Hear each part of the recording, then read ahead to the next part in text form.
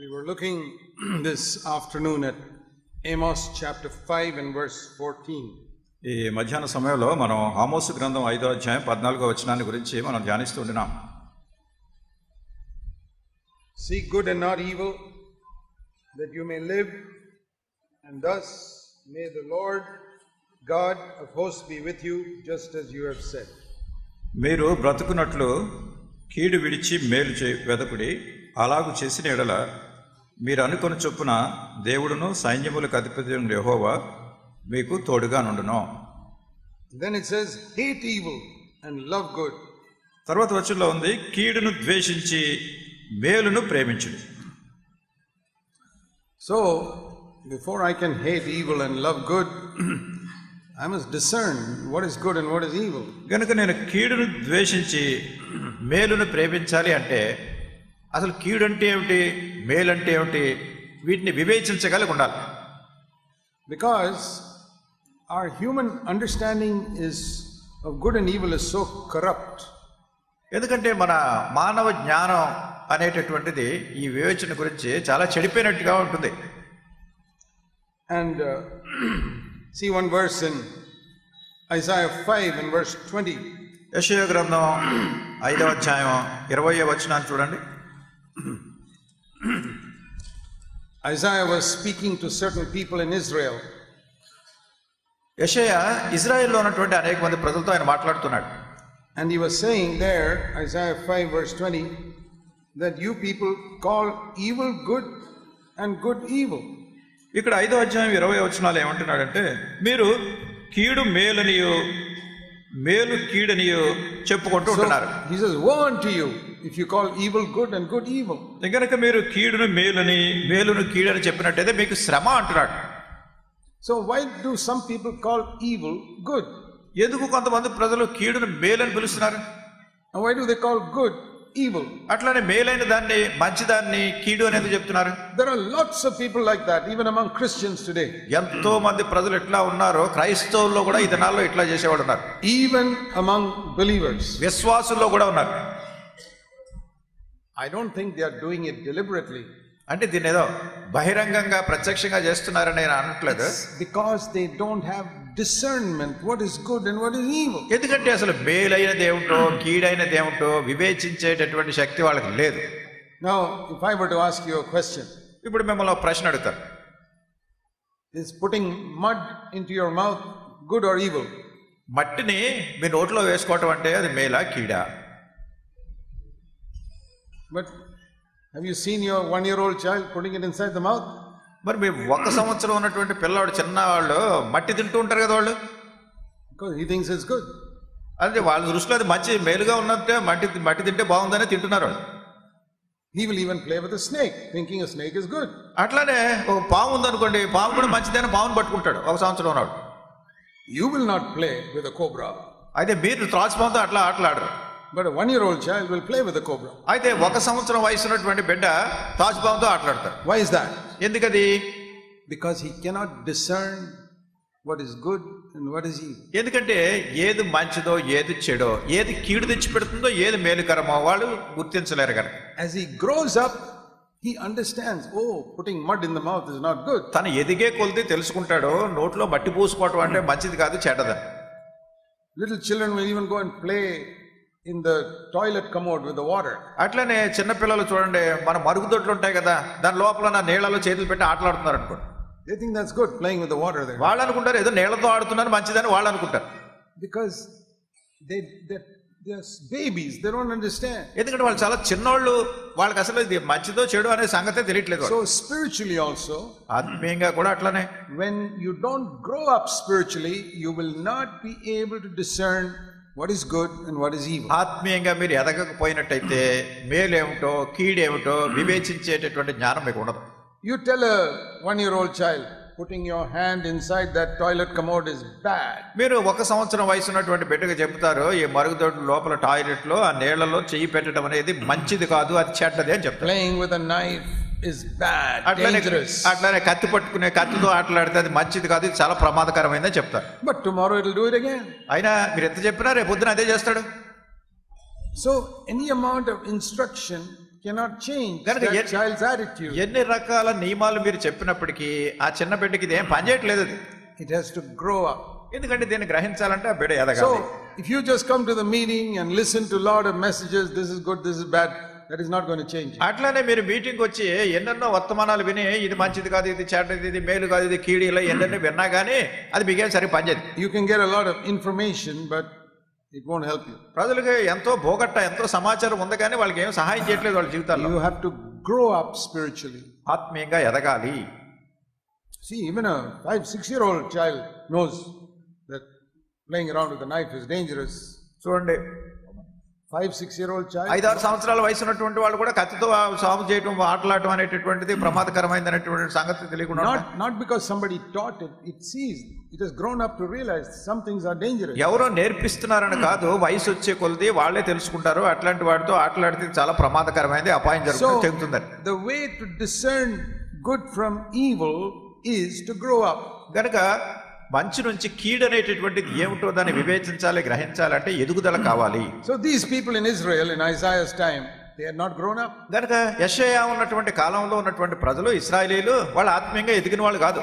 And I find the same thing with many believers. అనేక మంది విశ్వాసులు కూడా ఇదే సంగతి నేను గుర్తిస్తున్నాను. Why do so many believers watch dirty cinemas? ఎందుకు విశ్వాసులైనటువంటి వాళ్ళు అనేక మంది అసభ్యకరమైనటువంటి సినిమాలన్నీ చూస్తున్నారు? They're like little babies playing with snakes. వాళ్ళు ఎలా ఉన్నారంటే ఈ నాగుబాముతో ఆటలాడుతున్న చిన్నపిల్లల మాదిరిగా ఉన్నారు. That thing is spoiling their mind, but they don't realize it. అయితే అది వాళ్ళ మనసును పాడు చేస్తుంది, కానీ ఆ గుర్తింపు లేదు వాళ్ళకి. Why do believers watch TV serials that pollute their mind? విశ్వాసులైనటువంటి వాళ్ళు టెలివిజన్ సీరియల్స్ చూస్తున్నారు కదా, అది మనసుని ఎంత పాడు చేస్తుందో మీరు గమనిస్తున్నారా? They're just like that baby who can drink a bottle of poison thinking it is some juice. ఏదో ఒక సీసా విషం తీసుకుని అదేదో జ్యూస్ తీయగా ఉంటుంది అనుకుని తాగిన చిన్నపిల్లల మాదిరిగా ఉన్నారు వీళ్ళు.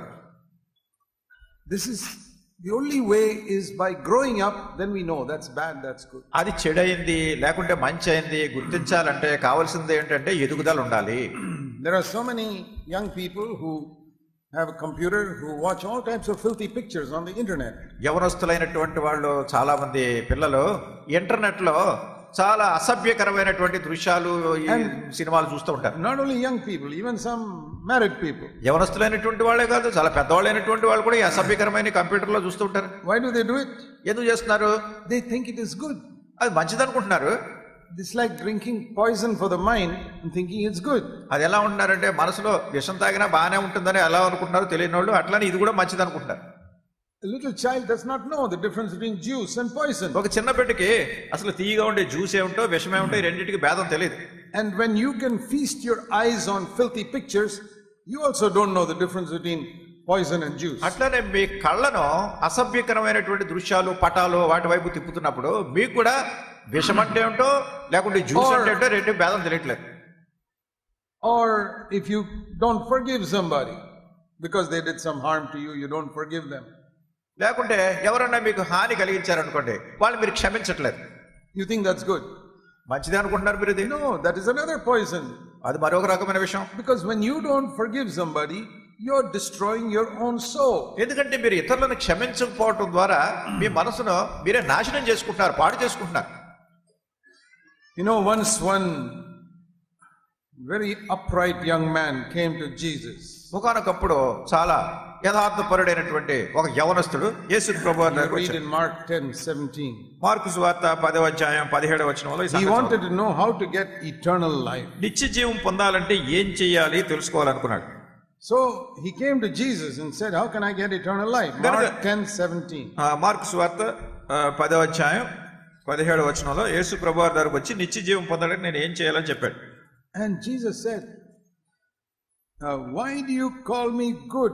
No one is good except God. యేసు క్రీస్తు ప్రభువు ఏమన్నారంటే, యేసు నన్ను సత్పురుషుడని యాల చెప్పుచున్నావు, దేవుడొక్కడే గాని మరి ఎవడును సత్పురుషుడు కాడు. Only God is good. దేవుడే సత్పురుషుడు, మంచివాడు. Jesus was not saying I am not good. అంటే నేను మంచివాడు కాదు అని చెప్పట్లేదు యేసు ప్రభువు గారు. He could have been asking him, do you really believe I am God? నేను దేవుడిని నువ్వు నిజంగా నమ్ముతున్నావా అని అడిగి ఉండవలసింది. When you call me good, నువ్వు నన్ను సత్పురుషుడు అని పిలిచినప్పుడు If only God is good, then everything outside of God is not good. అంటే దేవుడే మంచివాడు అని చెప్పినప్పుడు దేవుడు కానటువంటిది, దేవునికి వెలుపల ఉన్నటువంటిది ఏది మంచిది కాదు. A lot of things that we think are good are not good. అనేకమైన సంగతులు మంచివని మనం అనుకుంటున్నాం, కానీ అవి మంచివి కావు. And in the Old Testament they had a law. పాత నిబంధనలో ధర్మశాస్త్రం ఉండేది. But the law was like a kindergarten lesson. ఈ ధర్మశాస్త్రం అనేది ఎట్లాంటిదంటే ఈ పిల్లలకి చిన్న కిండర్ గార్డెన్ కేజీ క్లాసుల్లో పాఠాలు చెప్తారు కదా, అట్లాంటిది. This is good, this is bad. ఇది మంచిది, ఇది చెడ్డది. But that was like kindergarten studying 2 + 2 is 4, that level of arithmetic. అది ఎలా ఉంటుందంటే పిల్లలు ప్రారంభ దశలో స్కూల్కి వెళ్తున్నప్పుడు 2 కలిపితే 4 అవుతుంది అని చిన్న చిన్న పాఠాలు నేర్చుకున్నట్టుగా ఉంటుంది. But there is a lot more in arithmetic than just addition. అదే ఈ గణిత శాస్త్రంలో అదే పెద్ద గొప్ప సంగతి ఏమిటి కాదు, అదే కూడిక 2 కలిపితే 4 అని. The law was like giving an education, kindergarten education to those who have no education. గనక ఈ ధర్మశాస్త్రం అనేది ఏమిటంటే అసలు చదువు లేనటువంటి వాళ్ళకి చాలా బాల్య దశలో చిన్నప్పుడు నేర్పించే చిన్న చిన్న పాఠాలు లాంటిది. But then Jesus came. తర్వాత యేసుక్రీస్తు ప్రభువారు వచ్చారు. And when Jesus came, యేసు ప్రభువారు వచ్చినప్పుడు he showed by his life what is really good and what is evil. ఆయన తన యొక్క జీవితం ద్వారా చూపించారు నిజంగా మంచిది ఏమిటి, కీడైనటువంటిది ఏమిటి అనే సంగతి చూపించారు. For example, ఉదాహరణ చూడండి. You know, the Pharisees had a question about, is it right to heal somebody on the Sabbath day? పరిసయ్యులు యేసు ప్రభువారిని ఒకసారి ఒక ప్రశ్న అడిగారు. సబ్బాతు దినాన్ని, విశ్రాంతి దినాన్ని ఎవరినన్నా స్వస్థపరచుట ఇది ధర్మమా అని అడిగారు. There was a man with a withered hand, paralyzed hand in the synagogue. సమాజ మందిరంలో పక్షవాయు కలిగినటువంటి ఊచక చేయగలిగినటువంటి ఒక వ్యక్తి వచ్చాడు. It was a Sabbath day. అది విశ్రాంతి దినం. And Jesus wanted to heal him. యేసుక్రీస్తు ప్రభువారు అతను స్వస్థపరచాలని కోరారు. The Pharisees' attitude was no. కనుక ఇక్కడ పరిసయ్యులు ఏంటంటే కాదు అనేటటువంటి. So now it is a question of what is good and what is evil. అయితే ఇప్పుడు ఇక్కడ ఈ ప్రశ్న ఏమిటంటే ఏది మంచిది ఏది మంచిది కాదు. So Jesus asked them a question. యేసుక్రీస్తు ప్రభువారు వారిని ఒక ప్రశ్న అడిగారు. Mark chapter 3 verse 4. మార్కు సువార్త 3వ అధ్యాయం 4వ వచనం. Is it lawful on the Sabbath day to do good? విశ్రాంతి దినమున మేలు చేయుట ధర్మమా, కీడు చేయుట ధర్మమా? Their understanding of good was, you must not do any work on the Sabbath day. వాళ్ళు మేలు చేయటం అనేటటువంటి వాళ్ళ గ్రహింపు ఏమిటంటే విశ్రాంతి దినాన్ని ఏ పని చేయకూడదు ధర్మశాస్త్రాన్ని అనుసరించి. You can't even heal a man who's got a paralyzed hand. మరొక మనుషుడు ఊచ చేయగలిగినటువంటి వాడైనా కానీ అతను స్వస్థపరచకూడదు. And Jesus another time asked them, supposing your sheep falls into the ditch on a Sabbath day, will you pull it out or wait till next day? యేసుక్రీస్తు ప్రభువారు ఒక సందర్భంలో అన్నారు, మీ గొర్రె ఏదన్నా గుంటలో పడిపోయినట్టయితే మరి అది విశ్రాంతి దినం కనుక గుంటలోంచి బయటికి తీస్తారా లేకుంటే విశ్రాంతి దినం రేపటి వరకు చూస్తానంటారా? They had all types of wrong ideas about what is good and what is bad. కనుక ఏది మంచిది కాదనే దాని గురించి తప్పుడు అభిప్రాయాలు ఉన్నాయి వాళ్ళకి. Jesus came to take them out of the kindergarten to teach them what is really good. యేసుక్రీస్తు ప్రభువారు వాళ్ళని ఈ ప్రారంభ దశ పాఠాల నుంచి అసలు నిజంగా మేలైంది కీడైంది నేర్పించడానికి కొంచెం హెచ్చైన స్థాయికి తీసుకుని రావాలని కోరారు. So Jesus was so angry, it says in Mark 3 verse 5. గనుక మార్కు సువార్త 3వ అధ్యాయం 5వ వచనంలో యేసుక్రీస్తు ప్రభువారు చాలా ఆయన కోపంతో, because their hearts were so hard, ఎందుకంటే వాళ్ళ హృదయాలు చాలా కాఠిన్యంతో ఉన్నాయి. and he healed that man. కనుక ఆ వ్యక్తిని స్వస్థపరిచారని. So how shall we understand what is good? కనుక ఏది మంచిదో ఎట్లా మనం గ్రహించాలి? Let me show you another verse. ఇంకో వచనం చూపిస్తాను. In Romans 7, రోమీయులకు రాసిన పత్రిక 7వ అధ్యాయంలో the apostle Paul says, అపోస్తలుడైన పౌలు చెప్పాడు, Romans 7 రోమీయులకు రాసిన పత్రిక 7వ అధ్యాయం and verse 18. 18వ వచనం. I know that in my flesh there is nothing good. నా యందు అనగా నా శరీరమందు మంచిది ఏదియో నివసింపదని నేను ఎరుగుదును. Now we may think there are so many good things in our flesh. మనం అనుకోవచ్చు మన శరీరంలో చాలా మంచి ఉన్నాయి. We help other people. మనం ఇతరులకు సహాయం చేస్తూ ఉంటాం. We are very clever. మనం చాలా తెలివైన వాళ్ళం. We read the Bible. Bible చదువుతున్నాం. But Jesus said this, Bible says there's nothing good in our flesh. అయితే బైబిల్ చెప్తుంది, యేసుక్రీస్తు ప్రభువారు చెప్పారు మనలో ఏ మంచి లేదని. Here are two statements. ఇక్కడ రెండు రకమైనటువంటి మాటలు ఉన్నాయి. One, there's nothing good in man's flesh. ఒకటి ఏంటంటే మనుషుని జీవితంలో మేలైంది మంచిది ఏది లేదు. and only God is good. Jesus said that. యేసుక్రీస్తు ప్రభువారు కేవలం దేవుడే మంచి సత్పురుషుడు. యేసు ప్రభువారు. Now, if we look at our flesh, ఇప్పుడు మన బట్టలు దుస్తులు చూస్తే we have our own dividing of what is good and what is bad in our life. మన యొక్క జీవితాల్లో ఏది మంచిది కాదు అనేటటువంటి దాన్ని విభాగించడానికి ఉన్నాయి రెండు సంగతులు. Each of us have a different standard. మనలో ప్రతి వాళ్ళం కూడా రకరకాల అంతస్తులు ఈ గ్రహింపుని గురించి. Some people may say, drinking a little bit alcohol is not bad. కొంతమంది ఏమనుకుంటారంటే కొంచెం తాగటం అంత పెద్ద చెడు కాదు అనుకుంటారు. Some others may say even a cigarette is not bad. కొంతమంది అంటారు సిగరెట్ కాల్చడం కూడా అంత పెద్ద చెడ్డది కాదు అనుకుంటారు. Or some seeing a cinema is not bad. కొంతమంది అంటారు సినిమా చూడటంలో తప్పే ఉందండి అంటారు. And some people say no, that is bad. కొంతమంది అంటారు లేదా చెడు అంటారు. So we all have different standards of what is good and what is bad. ఇట్లా రకరకాల అంతస్తులు, రకరకాల గ్రహింపు, ఏది మంచిది ఏది చెడ్డది అని. And according to our own standard we try to separate good and bad. కనుక మన సొంత అంతస్తుని బట్టి, మన గ్రహింపుని బట్టి మనం ఏం చేస్తామంటే ఇది మంచిది చెడ్డది అని మనమే వీటిని కొన్ని నిర్ణయించుకుంటూ ఉంటాం. This started from the Garden of Eden. ఇది ఏదెను వనము నుండి ప్రారంభమైంది. In the Garden of Eden there was a tree that says that will teach you what is good and what is evil. కనుక ఏదెను వనములో అక్కడ ఏంటంటే ఒక వృక్షం ఉంది, అది మంచి చెడ్డల తెలివినిచ్చు వృక్షం. And the devil said, అపవాది చెప్పాడు సాతాను, we are talking about good and evil. చూడండి ఇక్కడ మంచి చెడ్డల గురించి మనం మాట్లాడుతున్నాం ఇప్పుడు. See what God said. దేవుడు ఏం చెప్పాడు? God said to them, there is a tree of knowledge of good and evil. Genesis 2 verse 9. Adikandam 2:9 You read about two trees, tree of life and tree of knowledge of good and evil. ఇక్కడ రెండు చెట్లను గురించి, అది జీవ వృక్షాన్ని గురించి చూస్తున్నాం, మంచి చెడ్డలు తెలివినిచ్చే వృక్షాన్ని గురించి చూస్తున్నాం. God told them, దేవుడు వాళ్ళతో చెప్పాడు, verse 16, 16 from any tree you can eat freely.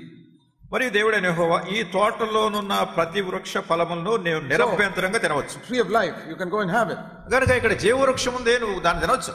But verse 17, tree of knowledge of good and evil you must not eat because you will die. 17 అయితే మంచి చెడ్డల తెలివినిచ్చు వృక్ష ఫలములను తినకూడదు, నీ వాటిని తినదినవని నిశ్చయముగా చచ్చెదవని నరునికి ఆజ్ఞాపించాడు. Have you ever thought of the reason for that? అది ఎందుకో, దీని కారణం ఏంటో ఎప్పుడైనా ఆలోచించారా? Doing evil you will die, that we can understand. కనుక ఈ చెడు చేసినట్టయితే మనం చనిపోతాం, అది గ్రహించగలం. But how can knowledge of good and evil bring death? అయితే మంచి చెడ్డల తెలివినిచ్చేటటువంటి ఆ తెలివి ఎట్లా మరణాన్ని తీసుకొస్తుంది? Isn't it good to know good and evil? కనుక మంచి చెడ్డ తెలుసుకోవటం మంచిదే కదా. Don't we teach our children good and evil? కనుక ఏది మంచిది ఏది చెడ్డదని పిల్లలకు మనం బోధిస్తూ ఉంటాం కదా. But the Lord said, if you eat from that tree of knowledge of good and evil you will die. ప్రభు చెప్పాడు, అది మంచి చెడ్డల తెలివినిచ్చే ఆ వృక్ష ఫలాన్ని మీరు తింటే మీరు చచ్చిపోతారని. What is the meaning of that? దాని అర్థం ఏమిటి? But if you eat the tree of life you'll have life. అయితే జీవ వృక్ష ఫలాలను తింటే మీరు జీవాన్ని కలిగి ఉంటారు. You have to relate to that, to what Jesus said, only God is good. అయితే దాన్ని బట్టి యేసుక్రీస్తు ప్రభువారు చెప్పింది మీరు గుర్తించవచ్చు, దేవుడే మంచివాడు సత్పురుషుడు. The tree of life is a picture of life in the Holy Spirit. జీవ వృక్ష ఫలం అనేటటువంటిది అది పరిశుద్ధాత్మలో ఉన్నటువంటి జీవాన్ని గురించినటువంటి దృష్టి మనకి. The tree of knowledge of good and evil is where I get this information in my own mind and I decide myself what is good and evil. మంచి చెడ్డల తెలివి అనేటటువంటిది దాని జనడం ద్వారా నాకు ఒక మనసు వస్తుంది. ఆ మనసు ఏం చేస్తుందంటే ఏది మంచిదో ఏది చెడ్డదో ఇదే నిర్ణయించే తెలివి కలిగి ఉంటుంది. Just like Adam had that choice, ఆదామునకు ఎంపిక చేసుకునేది కలిగి ఉన్నట్టు all of us are facing that choice today. మనలో ప్రతి వాళ్ళు కూడా ఈ దినాన్ని ఇదే ఈ ఎంపికను గురించే మనం పరిస్థితుల్లో ఎదుర్కొంటున్నాం. వస్తాం. Like all the people in the world, we can use our mind and decide this is good, this is evil. ఈ లోకంలో ఉన్నటువంటి ప్రజలందరూ కూడా వాళ్ళ మనసు ఉపయోగించి ఇది మంచిది ఇది చెడ్డది అని ఎట్లా నిర్ణయిస్తున్నారో. And there are a lot of people who feel telling a few lies it's not bad. చాలా మంది ఏమనుకుంటారంటే ఏదో కొన్ని అబద్ధాలు చెప్తే ఏం తప్పలేదంటారు. Getting angry, that's not bad. ఎవరి మీద కోపం వచ్చిందనుకోండి, కోపం వస్తే తప్పే ఉందంటారు. But when you come to the life of God, అయితే దేవుని జీవము, దేవుని జీవితాన్ని గురించి చూస్తే tree of life, ఈ జీవ వృక్షం and the fullness of the Holy Spirit, పరిశుద్ధాత్మ దేవుని యొక్క సంపూర్ణత, then you say telling lies is bad. అబద్ధం చెప్పడం అంటే చెడు అంతే కదా. Getting angry is bad. కోపపడటం అనేటటువంటిది కూడా చెడ్డది. Seeing all these filthy movies is bad. అసభ్యకరమైనటువంటి సినిమాలు ఇవన్నీ చూడడం కూడా చెడ్డది. So if I use my own mind I will die. నా సొంత మనసు ఉపయోగించి చేస్తే నేను చనిపోతాను అంతే. Because I can be deceived as to what is good and what is bad. ఎందుకంటే ఏది మంచిదో ఏది చెడ్డదో నేను చేస్తూ నన్ను నేను మోసగించుకుంటున్నాను. So the Bible warns us about this Bible దీని గురించి మనల్ని హెచ్చరిస్తుంది in many ways. అనేక విధానాల్లో. Let me show you a verse in Proverbs chapter 3. సామెతల గ్రంథం 3వ అధ్యాయంలోకి వచనం చూపిస్తాను మీకు. In Proverbs chapter 3 also you see about this tree of knowledge and tree of life. సామెతల గ్రంథం 3వ అధ్యాయంలో కూడా ఇది ఈ మంచి చెడ్డలు తెలివిచ్చే జ్ఞానాన్ని గురించి జీవవృక్షాన్ని గురించినటువంటి తలంపు ఇక్కడ ఉంది. Proverbs 3 verse 5. సామెతల గ్రంథము 3వ అధ్యాయము 5వ వచనం. Trust in the Lord with all your heart. నీ స్వబుద్ధిని ఆధారం చేసుకొనక నీ పూర్ణ హృదయంతో యెహోవా యందు నమ్మికించు. That is the tree of life. ఇది నిజమైనటువంటి జీవం. Don't lean on your own understanding. That's the tree of knowledge of good and evil. నీ స్వబుద్ధిని ఆధారం చేసుకోవద్దు అనేటువంటిది ఏమిటంటే మంచి చెడ్డల తెలివి కలిగి ఉండటం. So in verse 5 you have these two trees. కనుక ఈ 5వ వచనంలో ఈ రెండు వృక్షాలు ఉన్నాయి. If you lean on your own understanding, you will die. నీ స్వబుద్ధిని నువ్వు ఆధారం చేసుకుంటున్నావు అంటే నువ్వు మరణాన్ని తెచ్చిపెట్టుకుంటావు. You trust in the Lord to guide you, you will live. యెహోవా యందు నువ్వు నమ్మికుంచడం అనేటటువంటిది నీవు జీవిస్తావు. Here's the tree of life. అది జీవవృక్షం. Verse 6. 6వ వచనం. In all your ways acknowledge him, నీ ప్రవర్తన అంతటి యందు ఆయన అధికారమునకు ఒప్పుకొనుము, and he will direct your path. అప్పుడు ఆయన నీ త్రోవలను సరళం చేయను. He will show you what is good and what is evil. ఏది మంచిది ఏది చెడు ఆయన చూపిస్తారు నీకు. So there are two ways in which I can find out what is good and what is evil for me. ఏది మంచిదో ఏది చెడ్డదో తెలుసుకోవడానికి రెండు మార్గాలు ఉన్నాయి ఇప్పుడు. One is to use my own human understanding. ఒకటి ఏమిటంటే నా మానవ జ్ఞానాన్ని ఉపయోగించి వాటిని ఏదో తెలుసుకోవడం. And the other is, like I said in the last session, to listen like Mary to God. రెండవది ఏంటంటే నేను మధ్యాహ్నం వర్తమానంలో చెప్పినటువంటి రీతిగా మరియ ఏ రీతిగా దేవుడు చెప్పే మాటలన్నీ వింటూ కూర్చుందో అది విధానం. You know that story we read about Martha, as soon as Jesus came, went into the kitchen and started cooking food. మార్తను గురించి ఆ కథలో మనం చూస్తాం కదా. యేసుక్రీస్తు ప్రభువు రాగానే తొందరగా వంటగదిలోకి వెళ్ళిపోయి వంటలో వార్పులు చేయడం ప్రారంభించారు. She was not watching cinemas in the kitchen. అంటే సినిమా ఆ వంటగదిలో సినిమాలు ఏం చూడలేదేమే. No, కాదు. She was cooking food for Jesus and his 12 disciples. యేసుక్రీస్తు ప్రభువారికి ఆయనతో వచ్చిన 12 మంది శిష్యులకి వంటలు చేస్తుందామే. Now you tell me. ఇప్పుడు చెప్పండి. If Jesus comes to your house with 12 disciples. యేసుక్రీస్తు ప్రభువారు 12 మంది శిష్యులతో మీ ఇంటికి వచ్చారనుకోండి. And one of your sisters rushes to the kitchen to make food for them. గనక సహోదరిలో ఒక ఆవిడ వెంటనే వంటగదిలోకి పరిగెట్టుకు వెళ్ళిపోయి వీళ్ళకి వంటలు చేయడంలో నిమగ్నం అయిపోయింది అనుకోండి. Is that a good thing or a bad thing? అది మంచిదా చెడ్డదా చెప్పండి. Tell me. చెప్పండి అది మంచిదా చెడ్డదా? According to our human understanding, it's a very good thing. గనక మన మానవ జ్ఞానంతో ఆలోచిస్తే చాలా మంచిదని అనిపిస్తుంది. Then why did Jesus rebuke Martha, saying, "Oh, you're worried about so many things"? మరి యేసుక్రీస్తు ప్రభువారు మార్తను ఎందుకు ఆయన గద్దిస్తున్నారు? నువ్వు అనేకమైన పనులు పెట్టుకుని తొందరపడుతున్నావు ఎందుకని కొంచెం గద్దించారు ఆయన్ని. Because when Jesus is speaking, that is not the time to go and cook food. ఎందుకంటే యేసుక్రీస్తు ప్రభువారు ఇక్కడ మాట్లాడుతున్నప్పుడు మాట్లాడే సమయంలో అది మనం వెళ్ళి వంట చేసే సమయం కాదు. And that's why Jesus said what Mary has chosen is better than what you're doing. అందుకొరకే ప్రభువారు అన్నారు మరియ ఏర్పాటు చేసుకున్నది ఉత్తమమైనది. నువ్వు చేస్తున్న పని కంటే మరియ చేస్తున్న పని ఉత్తమమైనది. So even though that looked like good to cook food for Jesus, it was not good. యేసుక్రీస్తు ప్రభువారు వంట చేయడం అనేది చాలా మంచి పనిగానే కనిపిస్తున్నప్పటికీ ఆ సమయంలో అది మంచి పని కాదు. Because there was something better than that and she was missing that. ఎందుకంటే దానికంటే శ్రేష్టమైనది ఇక్కడ ఉంది. ఇది మార్త పోగొట్టుకుంటుంది. And Jesus rebuked her. యేసు ప్రభువారు ఆమెను గద్దించారు. Imagine rebuking her for working so hard in the kitchen making food for her. వంటగదిలో కష్టపడి పని చేస్తూ వంట చేయడం అనే దాని గురించి ప్రభువారు మరి గద్దించారేంటి? I once went for some meeting somewhere. ఒకసారి నేను ఒక చోటకి ఒక మీటింగ్ వెళ్ళాను. And one family invited me for dinner after the meeting. ఆ కూటమి అయిపోయిన తర్వాత భోజనానికి ఆ కుటుంబం మమ్మల్ని ఆహ్వానించారు రావడం. After the meeting I went there. సరే మీటింగ్ అయిన తర్వాత అక్కడికి వెళ్ళాం. So I asked the sister, ఆ సహోదరిని అడిగాను, "Did you come for the meeting?" సహోదరి మీరు ఈ రోజు మీటింగ్ వచ్చారా? She said, "No." రాలేదు అందాం. Why? ఎందుకు? I was cooking food for you. మీకు వంట చేస్తున్నానండి నేను ఇంటి దగ్గర ఉన్నాను. I said, "I will never come to this house again if you're not going to come for a meeting." నేను అన్నాను మీరు మీటింగ్ రాకపోయినట్టయితే మీ ఇంటిగా నేను రాను ఎప్పుడు అన్నాను. I don't want your food. నాకు కావాల్సింది మీ భోజనం కాదు. I mean, that day I ate because she took the trouble. సరే ఇంకా అంత కష్టపడి పని చేసిందని ఆ రోజు ఏదో భోజనం చేశాను. But I said, I want to give you some wisdom. Next time, అయితే come to the meeting. గనక తర్వాత సారి గనక మీరు గనక మీటింగ్ రాకపోతే, And it's all right, you come home and eat some bananas or something, that's enough for me. సరే నేను ఇంటికి వచ్చి అరటిపళ్ళు తింటే సరిపోతుంది, నాకు అన్నం తినక్కర్లేదు అనుకున్నాను. Food is not important. కనుక భోజనం ప్రాముఖ్యమైనది కాదు. God's word is more important. దేవుని వాక్యం భోజనం కంటే ప్రాముఖ్యమే. So what she did was a good thing. ఆమె చేసింది మంచిదే. But compared to listening to God's word, it was not a good thing. అయితే దేవుని వాక్యాన్ని వినటం అనే దాంతో పోల్చినట్టయితే ఆమె చేసింది మంచిది కాదు. So you must realize that there are some things which you think are good, అట్లానే because of that you're missing something better than that. అట్లానే మీరు కూడా గమనించాలి, కొన్ని సంగతులు అవి చేస్తున్నందుకు మంచిదని మీరు అనుకుంటున్నారు, కానీ దీనికంటే శ్రేష్టమైన దాన్ని ఒకటి పోగొట్టుకుంటున్నారు అన్నప్పుడు ఇది చెడ్డదైపోతుంది. There is a proverb in English. English భాషలో ఒక సామెత. It's not in the Bible. అది బైబిల్లో లేదు. It's true. అది సత్యమే. That the good thing can be the enemy of the best thing. ఈ మంచిది అనేటటువంటిది శ్రేష్టమైన దాన్ని కనుక మనం వదులుకున్నట్టయితే ఇది మన శత్రువు అయిపోతుంది. మంచిదన్నది కూడా మన శత్రువు అవుతుంది. See, what Martha did was a good thing and what Mary did was the best thing. Martha చేసింది మంచిదే, మరీ చేసింది ఇంకా శ్రేష్టమైనది. So sometimes you can do a good thing and miss the best thing. కొన్నిసార్లు మీరు మంచిదే చేయొచ్చు, శ్రేష్టమైన దాన్ని పోగొట్టుకోవచ్చు. So that's why we need to discern between what is good according to God's standard. గనక ఇప్పుడు కూడా దేవుని యొక్క అంతస్తులో దేవుని మనసును అనుసరించి శ్రేష్టమైనది ఏదైనా గుర్తించాలి. That is the difference between these two trees. గనక ఈ రెండు వృక్షాలకి మధ్యలో ఉన్న భేదమే. One is a human understanding. Yeah, I think this is good. ఒకటేమిటంటే మానవ గ్రహింపుతో, మానవ జ్ఞానంతో ఇది మంచిదే అని మనం అనుకుంటాం. When God is telling you something else, then that is no longer good. అయితే దేవుడు మనకి ఇంకోటి ఏదో చెప్తున్నప్పుడు ఇంకా అదే మాత్రం మంచిది కాదు మనకి. Let me give you an example. ఉదాహరణ చూడండి. Jesus was walking down the Sea of Galilee and told Peter and John and all, give up your nets and fish and come to me. యేసుక్రీస్తు ప్రభువారు గలిలయ సముద్ర తీరాన్ని వస్తూ అక్కడ పేతురు, యోహాను, యాకోబు వీళ్ళందరూ కూడా ఏం చెప్పారు? మీ వలలు వదిలిపెట్టేసి నన్ను వెంబడించండి అని చెప్పారు. Now the question is this.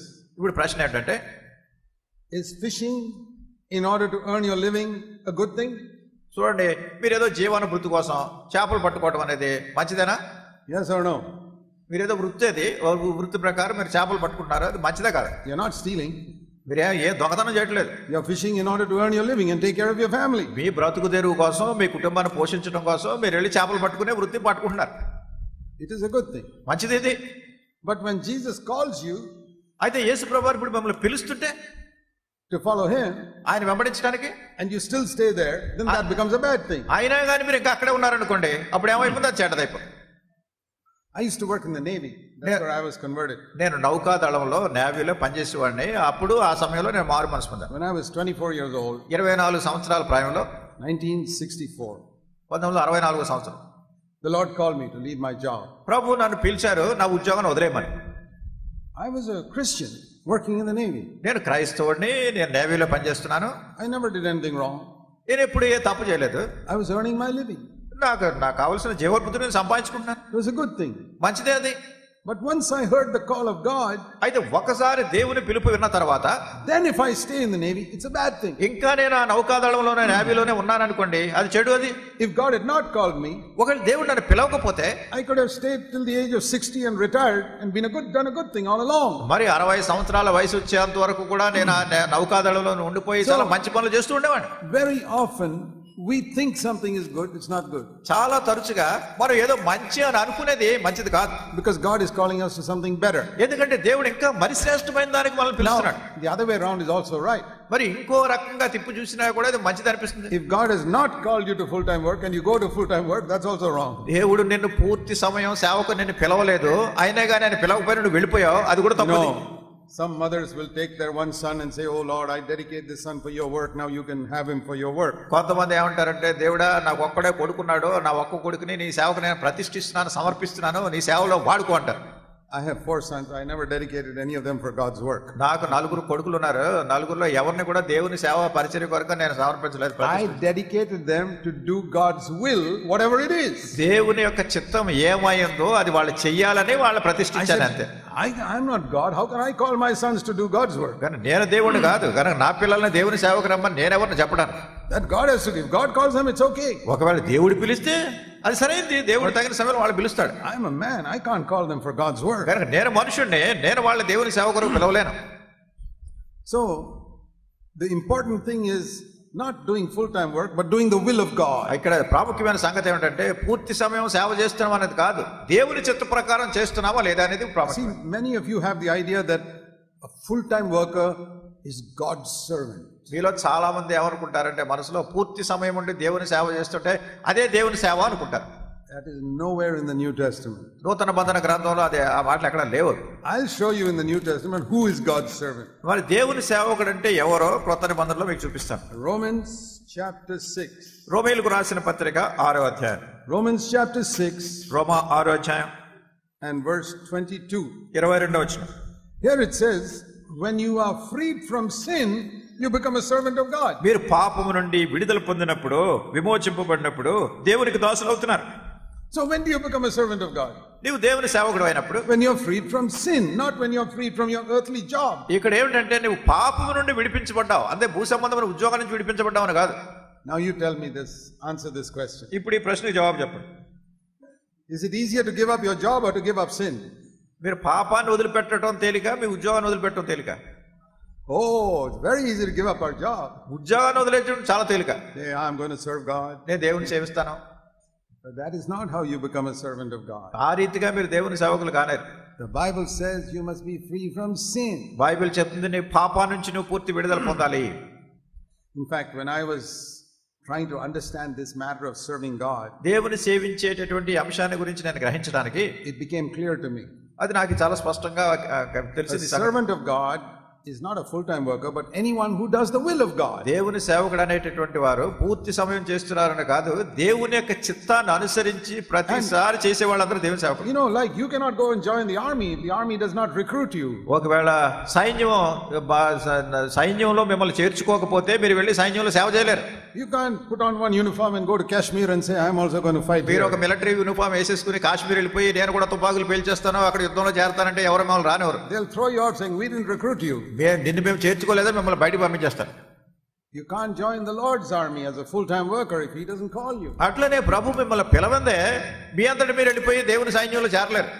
I have seen hundreds of people in India who are full-time workers who I don't believe God called them at all. భారతదేశంలో వందలాది ప్రజలు నేను చూశాను పూర్తి సమయం సేవకు సమర్పించుకుని మేము దేవుని సేవకులు అంటారు, కానీ వాళ్ళు దేవుని సేవకు పిలిచినట్టు అసలు ఏం అనిపించట్లేదు. I don't see God backing up their ministry. అసలు వాళ్ళ పరిచర్య వెనకాల దేవుడు ఉన్నాడని కనపట్లేదు ఎక్కడ. If God calls you, he'll back up your ministry. దేవుడు కనుక నిన్ను పిలిస్తే నీ పరిచర్య వెనక దేవుడు ఉంటాడు. So this is how we can have an idea of what is good and is not good. కనుక దీని ద్వారా మనం ఒక గ్రహింపు వస్తుంది, ఏది మంచిది ఏది మంచిది కాదు. So you look at the life of Jesus, you'll really see what is good. యేసుక్రీస్తు ప్రభువారి యొక్క జీవితాన్ని మనం చూసినట్టయితే నిజంగా ఏది మంచిదో అనే సంగతి గుర్తిస్తాం. For example, ఉదాహరణ చూడండి. you know, when he was 30 years old, ఆయన 30 సంవత్సరాల వయసు ఉన్నప్పుడు at his baptism, ఆయన బాప్తిసం తీసుకున్న సమయంలో the voice from heaven said, "This is my son with whom I am well pleased." ఆకాశం నుండి ఒక శబ్దం వచ్చింది, ఈయన నా ప్రియకుమారుడు, ఈయన యందు నేను ఆనందించుచున్నాను. That means God was saying everything he has done so far is perfect. అంటే దేవుడు చెప్తున్నాడు ఈయన చేసినటువంటి ప్రతిదీ కూడా ఎంతవరకు చాలా పరిపూర్ణమైనది. That is God Almighty giving a certificate about Jesus, watching his life for 30 years. సర్వశక్తిమంతుడైనటువంటి దేవుడు 30 సంవత్సరాల జీవితాన్ని పరీక్షించి ఈయన గురించి దేవుడు ఒక సర్టిఫికెట్ ఇస్తున్నాడు. What was Jesus doing those 30 years? ఈ 30 సంవత్సరాలు ఏం చేస్తున్నారు యేసు ప్రభువు? He was not a full-time worker. ఆయన ఏదో పూర్తి సమయం సేవకుడు కాదు. He did not heal the sick. ఆయన రోగులను స్వస్థపరచలేదు. He never cast out a demon. ఆయన దెయ్యాలను వెళ్ళగొట్టలేదు. He never preached one sermon. ఒక్క ప్రసంగం కూడా చేయలేదు. He never traveled anywhere outside Nazareth. నజరేతు దాటి ఎక్కడ ప్రయాణం చేయలేదు.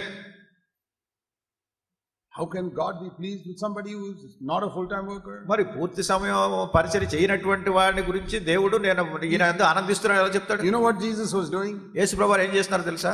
The Bible says in Mark 6 that he had 4 younger brothers. మరి మార్కు సువార్త 6వ అధ్యాయం 30లో ఆయన 4 చిన్న తమ్ముళ్ళు ఉన్నారు and 2 sisters. 2 సహోదరులు ఉన్నారు. And a mother Mary at home. తన తల్లి మరియా ఉంది ఇంటి దగ్గర. I think Joseph had died. యోసేపు ఆ సమయానికి మరణించారు. There were 7 people at home, including Jesus 8. యేసుక్రీస్తు ప్రభువారితో కలిసి 8 ఈయన కాకుండా 7 ఉన్నారు. So Jesus was the eldest son of Mary. యేసుక్రీస్తు ప్రభువారు మరియకు పెద్ద కొడుకు. And he had the responsibility, because Joseph had died, to feed the whole family. తన తండ్రి యోసేపు చనిపోయారు గనక ఈ కుటుంబాన్ని అంతటినే పోషించేటటువంటి భారం ఈ పెద్ద కొడుకు మీద ఉంది. So he took Joseph's job, and he did the carpentry work for up to the age of 30. గనుక యోసేపు యొక్క వృత్తి, ఆయన చేస్తున్నటువంటి పని ఈయన చేస్తూ 30 సంవత్సరాల ప్రాయం వరకు ఆయన వడ్రంగి పని చేస్తూనే ఉండేవాడు. So maybe for half of those 30 years he was just going to school and all of that, but the rest of the 15 years he was a carpenter. ఒకవేళ 30 సంవత్సరాల్లో సగం వయసు 15 సంవత్సరాల వయసు వరకు చదువుకోవడానికి పాఠశాలలకి వాటికి వెళ్ళి మిగతా 15 సంవత్సరాలు కష్టపడి పనిచేస్తూ ఉన్నాడు. Is this the best thing to do, to make stools and benches and be a carpenter? గనక ఏదో బెంచీలు స్టూళ్ళు అన్ని చేసి వడ్రవానిగా ఉంటాం, అది శ్రేష్టమైందా? Yeah, if that is God's will, that is the best thing to do. అదే దేవుడి చిత్తం, దేవుడు చేసిన ఏర్పాటు, గనక అది శ్రేష్టమైంది. God was very happy with him, not because he was a full-time worker, but because he did the will of God. ఆయన పూర్తి సమయం దేవుని సేవించాడని కాదు, దేవుని యొక్క చిత్తాన్ని అనుసరించి జీవిస్తున్నాడు, అదే దేవుని దృష్టిలో శ్రేష్టమైంది. That means in his business he never cheated anybody. అంటే తను చేస్తున్న వ్యాపారంలో ఎప్పుడు ఎవరిని మోసం చేయలేదు. He never told anybody any lies. This is some special type of wood when it was not special type. ఎవరికి అబద్ధాలు చెప్పలేదు, దీన్ని చాలా చాలా ప్రత్యేకమైనటువంటి కర్రతో చేశానండి, ఇది చాలా బాగుంటుందని ఎట్లాంటి మాటలు చెప్పి అమ్మకం పెట్టలేదు. He never covered up the cracks in the wood with putty and tried to fool people. లేకుంటే ఆ చెక్కకి అక్కడక్కడ పగుళ్ళుంటే దానికి ఏదో పట్టి పెట్టేసి మక్కు అది పెట్టేసి కనపడకుండా చేసేసి అట్లా అమ్మలేదు. He was absolutely honest. చాలా యథార్థంగా ఉన్నాడు ప్రతి విషయంలో. He didn't become the richest carpenter in Nazareth. నజరేతులో ఉన్నటువంటి వడ్రంగి వాళ్ళందరికంటే ఈయన పెద్ద ధనికుడు అయిపోయాడని కాదు. But he was the most honest carpenter in Nazareth. అయితే నజరేతులో ఉన్నటువంటి వడ్రంగి వాళ్ళందరిలో కంటే చాలా యథార్థపరుడైనటువంటి వడ్రంగి. You ask anybody who does business, it's వ్యాపారాలు చేసే వాళ్ళని ఎవరన్నా అడగండి. It's very easy to tell lies, very easy to cheat people. ప్రజలను మోసం చేయాలన్నా, ప్రజలతో అబద్ధాలు చెప్పాలన్నా చాలా సులువు చెప్పేస్తారు వాళ్ళు. Very easy to say some product is good when it is not good. ఒక ఏదైనా వాళ్ళు తెచ్చినటువంటిది ఉత్పత్తి చాలా మంచిది కానప్పుడు చాలా శ్రేష్టమైనదని చెప్పేస్తారు వాళ్ళు. Jesus never did it. యేసుక్రీస్తు ప్రభువారు ఇట్లాంటివి అక్కడ చేయలేదు. There we see what it means to be good. గనుక ఏది మంచిదైందో మంచి చేసినప్పుడే దేవుని మనసుకు మంచివాడిగా ఉంటాడు. You don't have to be a full-time worker. దీన్ని చేయడానికి నువ్వు పూర్తి సమయం సేవకుడిగా ఉండక్కర్లేదు. Seek to be free from sin. పాపము నుండి పూర్తిగా విడుదల పొందాలి. And do everything righteously. మరి ప్రతిదీ కూడా నీతియుక్తంగా జీవించాలి. So that God, who is watching you all the time, can say, I'm pleased. తద్వారా దేవుడు ప్రతి విషయాన్ని కనిపెట్టి చూసి ఈ వ్యక్తి అంతా నేను ఆనందిస్తున్నానని చెప్పాలి. That is the certificate we must get. అదే మనం పొందవలసినటువంటి certificate. Now turn to Genesis chapter 1. ఇప్పుడు ఆదికాండం 1వ అధ్యాయం చూడండి. In the beginning, verse 1, God created the heaven and earth and it was perfect. ఆదియందు దేవుడు భూమి ఆకాశములను సృజించెను. ఇది చాలా పరిపూర్ణంగా ఉంది. Because the Bible says, Bible చెప్తుంది, everything that comes from heaven is perfect. మరి పరలోకాన్ని నుంచి వచ్చిన సమస్తము కూడా మంచిదే. God never does anything imperfect. మరి దేవుడు దేన్ని కూడా పరిపూర్ణత లేనట్టుగా శ్రేష్టమైన కానట్టుగా చేయలేదు. He created this universe with one word. ఒక్క మాటతో సర్వ సృష్టిని చేసినాడు. And it was perfect from the first day. అది మొదటి దినాన్ని నుండి కూడా చాలా పరిపూర్ణంగా ఉంది. And then he made all the angels. తర్వాత దూతలందరినీ చేసినాడు. And then one of the head of the angels rebelled against God. కనుక దేవుని దూతలలో ప్రముఖుడైనటువంటి వ్యక్తి దేవుని మీద వ్యతిరేకంగా తిరుగుబాటు చేశాడు. Gathered 1/3 of the angels with him. దూతల్లో ఉన్నటువంటి 3వ భాగాన్ని తన వెనకేసుకున్నాడు. God cast them out and they became Satan and the demons from that day. అయితే దేవుడు వారిని త్రోసివేసినప్పుడు వాళ్ళే సాతాను యొక్క అనుచరులుగా మారిపోయారు. And just like when Adam sinned, the earth got cursed. అది ఎట్లా అంటే ఆదాము పాపం చేసినప్పుడు భూమి అంతటి మీదకి శాపం వచ్చినట్టుగా. When the angels fell, దూతలు పడిపోయినప్పుడు, పతనం అయిపోయినప్పుడు the earth became corrupt. భూమి అంతా కూడా చెడిపోయింది. That's what you read in verse 2. అదే 2వ వచనంలో చదువుతున్నాం. The earth became formless, empty, dark. భూమి నిరాకారముగాను శూన్యముగాను ఉండెను. That's not the way God created it. దేవుడు దాన్ని సృష్టించిన విధానం అట్లాంటిది కాదు. God never creates anything formless, empty and dark. నిరాకారంగా ఉండేటట్టు, శూన్యంగా ఉండేటట్టు, చీకటితో ఉండేటట్టు దేవుడు ఏది చేయడు. The perfect earth became like that because of sin, the sin of the angels. పరిపూర్ణమైనటువంటిది దూతలు చేసినటువంటి పాపమును బట్టి ఈ అపవిత్రత ఈ చెడ్డదిగా అయిపోయింది. Immediately the Spirit of God began to move there, it says in verse 2. తర్వాత దేవుని యొక్క వాక్యం 2వ వచనంలో చూస్తున్నాం. దేవుని యొక్క ఆత్మ అక్కడ అల్లాడుతుంది. And verse 3, the word of God went forth saying, let there be light. 3వ వచనంలో దేవుని యొక్క వాక్యం, దేవుని యొక్క మాట వెలుగు కమ్మని పలికినప్పుడు, right at the beginning you read how the Holy Spirit and the word of God together began to work on this spoilt earth. గనక ప్రారంభంలోనే దేవుని యొక్క మాట, పరిశుద్ధాత్మ పతనమైపోయినటువంటి భూమిని ఏ రీతిగా సంధిస్తూ దాన్ని బాగు చేస్తున్నాయో చూస్తున్నాం. That perfect earth is a picture of the way God created Adam also ఈ perfectly. పరిపూర్ణమైనటువంటి భూమి ఏ పటాన్ని చూపిస్తుందంటే ఆదామును కూడా దేవుడు మొదట అదే రీతిగా పరిపూర్ణమైన వ్యక్తిగా సృజించాడు. And just like the devil spoiled that earth, he spoiled Adam. గనుక అపవాది ఈ భూమిని పాడు చేసినటువంటి రీతిగా ఆదామును కూడా పాడు చేశాడు. And immediately the Holy Spirit and the Word of God began to work on man. వెంటనే దేవుని యొక్క వాక్యము దేవుని యొక్క ఆత్మ అవి పనిచేస్తూ ఉంటే మళ్ళీ బాగు చేయడానికి. And God did not change the earth in one day. దేవుడు ఒక రోజులో ఈ భూమిని మార్చలేదు. Day by day by day by day over a period of 6 days. ఒక దినం తర్వాత ఒక దినం తర్వాత ఒక దినం తర్వాత ఒక దినం అట్లా 6 దినాల పని. With the Holy Spirit and the Word of God, God could have changed it all in 1 second. మరి పరిశుద్ధాత్మ దేవుని యొక్క వాక్యము ఒక క్షణంలో దీని అంతా మళ్ళీ బాగు చేసి ఉండవలసింది. Why did he do it day by day by day by day by day? ఎందుకు దీన్ని ఒక దినం తర్వాత ఒక రోజు తర్వాత ఒక రోజు ఇలా చేస్తూ వస్తున్నారు? It's a lesson for us. ఇది మనకు ఒక పాఠం. That when we are spoiled, మనం పతనం అయిపోయినప్పుడు and the Holy Spirit and the Word of God begin to work on us, పరిశుద్ధాత్మ దేవుని యొక్క వాక్యము మనలో పనిచేయడం ఆరంభించినప్పుడు God can change us in a second, but he does not. దేవుడు ఒక క్షణంలో మార్చగలడు, కానీ అట్లా చేయడం లేదు. He changes us day by day by day by day. దినదినము మనల్ని మార్పు పొందిస్తాడు. And then finally at the end of the chapter, చివరిగా ఈ అధ్యాయం చివరిలో it says God saw everything he had made, verse 31, and it was very good. మొదటి అధ్యాయం 31వ వచనంలో దేవుడు తాను చేసిన యావత్తు చూసినప్పుడు అది చాలా మంచిదిగా ఉండేది. So one day when Jesus comes back, ఒక దినాన్ని యేసుక్రీస్తు ప్రభువు తిరిగి వచ్చినప్పుడు God's work with you and me will be completed and it will be very good. దేవుని యొక్క వాక్యము నీలోను నాలోను సంపూర్ణంగా కార్యం చేసినప్పుడు అది చాలా మంచిదిగా ఉంటుంది. How did he change that earth? ఈ భూమిని ఎట్లా మార్చాడైనా? Verse 2 and 3, the Spirit of God and the Word of God. దేవుని యొక్క వాక్యం 2వ వచనం 3వ వచనంలో దేవుని యొక్క వాక్యము దేవుని యొక్క ఆత్మ ఈ రెండు. Not only the Word of God, not only the Spirit of God. దేవుని యొక్క వాక్యం మాత్రమే కాదు, అట్లనే దేవుని ఆత్మ మాత్రమే కాదు. There are two means by which God changed the earth. ఈ భూమిని మార్చడానికి 2 విధానాలు దేవుడు ఉపయోగించాడు. And 2 means by which God changes us. అట్లనే మనల మార్చడానికి కూడా 2 విధానాలు. That's why we must receive the Word of God and be open to the Holy Spirit. అందుకే దేవుని యొక్క వాక్యాన్ని మనం స్వీకరించాలి, పరిశుద్ధాత్మ నిమిత్తమే మన హృదయాన్ని తెరిచి ఉంచాలి. One alone is not enough. ఒక్కటే సరిపోదు. We need both. మనకి 2 కావాలి. It's just like a train.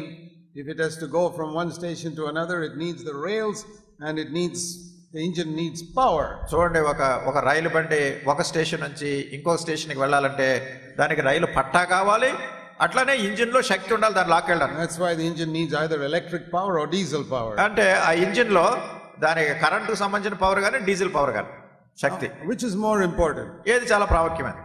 The rails or the power? రైలు పట్టాలా లేకుంటే అక్కడ ఉన్నటువంటి శక్తి? To go from one place to the other. ఒక స్టేషన్ నుంచి ఇంకో స్టేషన్, ఒక చోట నుంచి ఇంకో చోటకి వెళ్ళాలంటే.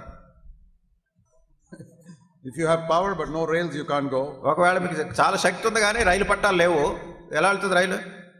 If you have rails and no power, you still can't go. అట్లనే రైలు పట్టాలు ఉన్నాయి కానీ దాన్ని లాగే శక్తి లేదు, అది కూడా కదలదు. You need both. 2 కావాలి మనకి. Supposing the engine says, I am not bothered about the rails, I am going to go off by myself. ఒకవేళ ఇంజిన్ అంటుంది అనుకోండి, ఇంజిన్ లో శక్తి ఉంది, పట్టాలున్నా లేకపోయినా దాంతో పని ఏంటి, నేను వెళ్ళిపోతానని ప్రారంభించింది అనుకోండి, It will get stuck in the ground. ఆ వెంటనే మట్టిలో దిగిపడిపోతుంది. So it's not enough to have the Holy Spirit. కానీ అట్లనే పరిశుద్ధాత్మ ఉంటేనే సరిపోతుంది. You must follow those exact rails of the Word of God. దేవుని యొక్క వాక్యంలో ఉన్నటువంటి ఆ పట్టాలు తీసుకెళ్తున్నట్టుగా వాక్యాన్ని అనుసరించి మన జీవితం వెళ్తూ ఉండాలి. Otherwise, like the engine, you'll just blow the whistle and make a lot of noise. లేనట్టయితే ఆ ఇంజిన్ మాదిరిగా అది వెంటనే పెద్ద శబ్దం వస్తుంది, విజిల్ వస్తుంది. That's how it is in some churches. They just make a lot of noise. అట్లనే కొన్ని సంఘాల్లో ఏంటంటే చాలా శబ్దాలు వస్తూ ఉంటాయి. They're not following the Word of God. దేవుని యొక్క వాక్యాన్ని అనుసరించడం లేదు. We need both. 2 కావాలి మనకి. We need the Word of God and the power of the Holy Spirit. దేవుని యొక్క వాక్యం కావాలి, పరిశుద్ధాత్మ దేవుని శక్తి కావాలి. That is what we see right at the beginning of the Bible. అదే బైబిల్లో ప్రారంభంలోనే ఈ సంగతి మనం చూస్తున్నాం. And then I want you to see this. తర్వాత మీరు ఇది చూడాలని కోరుతున్నాను. At the end of the first day, మొదటి దినం చివరిలో God said, దేవుడు చెప్పింది, He saw the light, verse 4, that it was good. 4వ వచనంలో వెలుగు మంచిదైనట్టు దేవుడు చూచెను.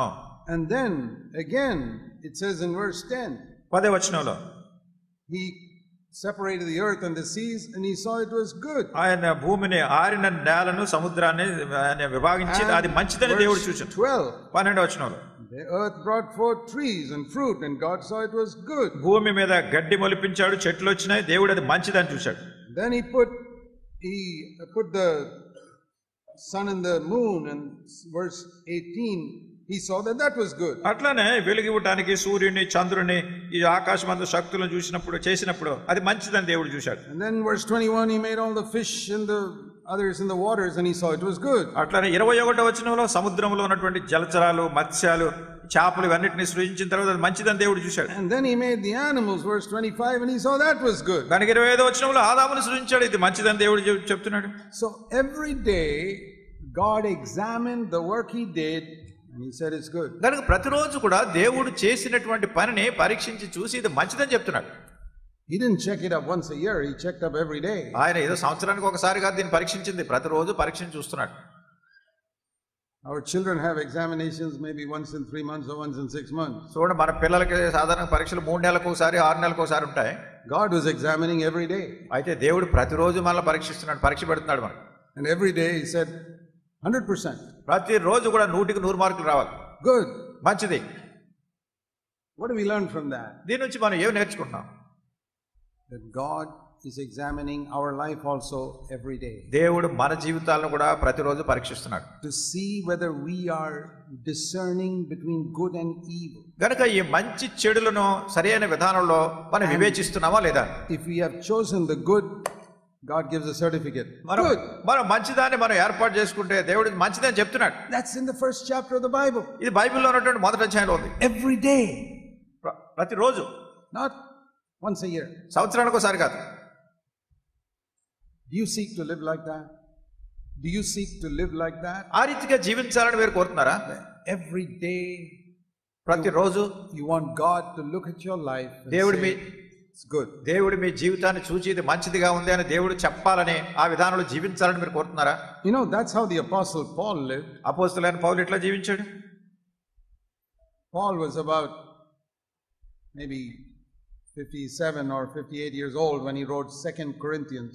కొరింథీయులకు రాసిన రెండో పత్రిక పౌలు రాసినప్పుడు ఇంచుమించుగా 57-58 సంవత్సరాల వయసు కలిగినటువంటి వాడు. He had already been a believer for more than 25 years. 25 సంవత్సరాలుగా విశ్వాసిగా జీవించున్నాడు. He was born again when he was around 30. ఆయన ఇంచుమించు 30 సంవత్సరాల వయసులో ఆయన తిరిగి జన్మించాడు. This is written about 27 years after that. అది అయిన ఆయన రక్షణ పొందిన తర్వాత 27 సంవత్సరాల తర్వాత రాసినటువంటి పత్రిక. Corinthians chapter 4. రెండవ కొరింథీ 4వ అధ్యాయం. See what he says here. ఇక్కడ ఏం చెప్తున్నాడు చూడండి. Verse 16. 16వ వచనం. We don't get discouraged. కావున మేము అధైర్యపడము. Why? ఎందుకు? Because even though my outer man is decaying, my inner man is being renewed every day. మా బాహ్య పురుషుడు కృషించుచున్నను ఆంతర్య పురుషుడు దినదినము నూతన పరచబడుచున్నాడు. Paul was 57, was not as strong as he was when he was 30. మరి పౌలు 57 సంవత్సరాల వయసు, ఆయన ఏదో 30 సంవత్సరాల వయసులో ఉన్నంత బలము శక్తి ఇప్పుడు లేదని. We can't help that. దానికి మనం ఏం చేయలేము. As we get older, I am 73 now, my body becomes weaker. మన వయసు పెరిగే కొలది నాకు ఇప్పుడు 73 సంవత్సరాలు, కనుక శరీరం బలహీనం అయిపోతూ ఉంటుంది. But the inner man, Paul's inner man was getting renewed every day. మరి పౌలు యొక్క ఆంతరంగిక పురుషుడు, ఆంతరంగిక ఉన్నటువంటి వ్యక్తి తను దినదినము నూతన పరచబడుతున్నాడు. Not every year. చూడండి, ప్రతి సంవత్సరం కాదు, every day. దినదినము అని ఉంది. Just like Genesis 1. అది ఆదికాండం మొదటి అధ్యాయంలో ఉన్నట్టు. You ask Paul, how often are you becoming a better Christian? మరి పౌలు, నువ్వు ఎంత తరచుగా శ్రేష్టమైన క్రైస్తవుడు అవుతున్నావని ప్రశ్నిస్తే, every day. Every day. ప్రతిరోజు. That means you were saying, today I'm a better Christian than I was yesterday. అంటే ఈ రోజు నా పరిస్థితి ఎలా ఉండాలంటే నిన్నటి దినం కంటే ఈ రోజు శ్రేష్టమైన క్రైస్తవునిగా ఉండాలి. And tomorrow I'll be a better Christian than I am today. రేపటి దినాన్ని ఈ రోజు ఉన్న క్రైస్తవత్వాన్ని కంటే రేపటి క్రైస్తవత్వం నాలో ఇంకా శ్రేష్టమైనది. Wow, that is a really high standard. అది నిజంగా చాలా ఉన్నతమైనటువంటి స్థాయి. I mean, most of us, at least if we become a better Christian after 1 year, that is itself is good. మనలో అనేక మంది కనీసం ఒక సంవత్సరం అయిన తర్వాత మరి శ్రేష్టమైన క్రైస్తవునిగా ఉండటం మంచిదే. But many Christians are not even becoming better after 1 year. అయితే అనేక మంది క్రైస్తవులు సంవత్సరం అయినా కానీ శ్రేష్టమైన క్రైస్తవులు కావట్లేదు. Can God look at your life and say, good? మరి దేవుడు మీ జీవితాన్ని చూసి మంచిది అని చెప్పగలరా? It's not what men say. మనుషులు ఏం చెప్తున్నారు అది కాదు. So many believers are waiting for men to say good. చాలా మంది విశ్వాసులు ఏం చేస్తారంటే ఇతర వ్యక్తులు వాళ్ళు చూసి మీరు చాలా బాగున్నారు అని ఎప్పుడు చెప్తారా అని చూస్తూ ఉంటారు. But men can only see the outside of your life. మనుషులు ఏం చేస్తారంటే మీ బాహ్య జీవితాన్ని చూస్తూ బయటికి కనపడే జీవితాన్ని చూస్తూ ఉంటారు. Jesus once told the Pharisees, యేసుక్రీస్తు ప్రభువారు ఒకసారి పరిసయ్యులతో చెప్పారు, your cup is clean on the outside but the inside is all filthy. మీ పాత్ర బయట చూస్తే చాలా శుభ్రపరిచారు, ఆ పాత్ర లోపల మాత్రం అది చాలా మురికితో మాలిన్యంతో ఉంది. Now supposing somebody is giving you a cup of tea, చూడండి, ఎవరన్నా మీకు ఒక కప్పు టీ ఇస్తారనుకోండి, are you more keen that the outside should be clean or the inside should be clean? Cup tea ఇచ్చినప్పుడు ఆ టీ కప్పు బయట శుభ్రంగా ఉండాలని కోరుతారా మీరు, లేకుండా లోపల శుభ్రంగా ఉండాలని కోరుతారా? Outside, even if it's dirty, doesn't matter if the inside is clean. బయటికి కొంచెం మురికిగా కనపడినా పర్వాలేదు కానీ లోపల మాత్రం చాలా పరిశుభ్రంగా ఉండాలి. If I get a glass of water, I don't care if the outside of the glass is dirty, the inside is clean, it's enough. నాకు ఎవరైనా గ్లాసులో నీళ్ళు ఇచ్చారనుకోండి, ఆ గ్లాసు బయటికి ఎలా కనపడుతుందో నాకు అక్కర్లేదు, కానీ లోపల మాత్రం పరిశుభ్రంగా ఉందా లేదా, పరిశుభ్రం ఉంటే చాలు. That's what Jesus told the Pharisees. అదే పరిసయ్యులతో యేసుక్రీస్తు ప్రభువారు చెప్పారు. You are only worried about the outside. మీరేదో బయట ఉన్నదాన్ని చూస్తున్నారు. So when people give you a certificate, good. కనుక ప్రజలు నీ మంచోడువు అని మీకు సర్టిఫికేట్ ఇస్తున్నారు అనుకోండి. Maybe your elder brother says your life is good. ఒకవేళ పెద్దలైనటువంటి వాళ్ళు చెప్తారు నీ జీవితం బాగానే ఉందని. What is he looking at? The outside of your life or the inside of your life? అలా చెప్పినప్పుడు నీ జీవితం బయట జీవితాన్ని చూస్తున్నారా, నీ లోపల ఉన్న జీవితాన్ని చూస్తున్నారా? Outside. బయటే. But when God says it is good, అయితే దేవుడు ఇది మంచిదని చెప్పినప్పుడు what is he looking at? ఆయనే చూస్తున్నారు. Inside. లోపల చూస్తున్నారు. See, you can look at my preaching and say, oh, good. ఏదో నేను బోధించడం చూసి మీరు అనొచ్చు ఇది చాలా బాగుంది ఈ బోధన. But I'm not interested in that. దాని విషయంలో నాకు శ్రద్ధ లేదు. I want God to look at my heart and say good. నేను కోరేది ఏంటంటే దేవుడు నా హృదయాన్ని చూసి ఈయన మంచివాడు అని చెప్పాలి. If you have not been worried about that till today, from today onwards you must be concerned about that. ఎంతవరకు దాని విషయం మీరు చింతించకపోతే కనీసం ఈ రోజైనా దాని గురించి మీరు పట్టించుకోండి. That will help you to grow spiritually more than anything else. ఆత్మీయంగా ఎదగటానికి వేరే ఇతరమైన దేనికంటే కూడా ఆత్మీయంగా ఎదగటానికి ఇది మీకు సహాయపడుతుంది. Otherwise, like Isaiah said, we will call good evil and evil good. లేనట్టయితే యెషయా చెప్పినట్టుగానే మీరు మేలుని కీడు అంటున్నారు, కీడుని మేలు అంటున్నారు. And what did we read in Amos? ఆమోసులో ఏం చూస్తున్నాం? Seek good and avoid the evil, then God will be with you. మీరు మేలుని వెతికిది కీడుని మీరు విడిచిపెట్టినట్టయితే దేవుడు మీతో ఉంటాడు. But which good? ఎటువంటి మంచిది? Not man certifying that I'm good. నేను మంచివాడని మనుషులు నన్ను సిఫారసు చేసి సర్టిఫికేట్ ఇవ్వడం కాదు. I want to tell you something. మీకు ఇంకో సంగతి చెప్పాలనుకుంటున్నాను. Don't care for the opinion of men. మనుషులు ఏం చెప్తున్నారా, వాళ్ళ మన గురించి వాళ్ళ మనసులో ఏముందో దాని గురించి మీరు ఏం చింతించకండి. They can't see your inside. ఎందుకంటే మీ ఆంతరంగిక లోపల ఉన్నదాన్ని వాళ్ళు చూడలేరు.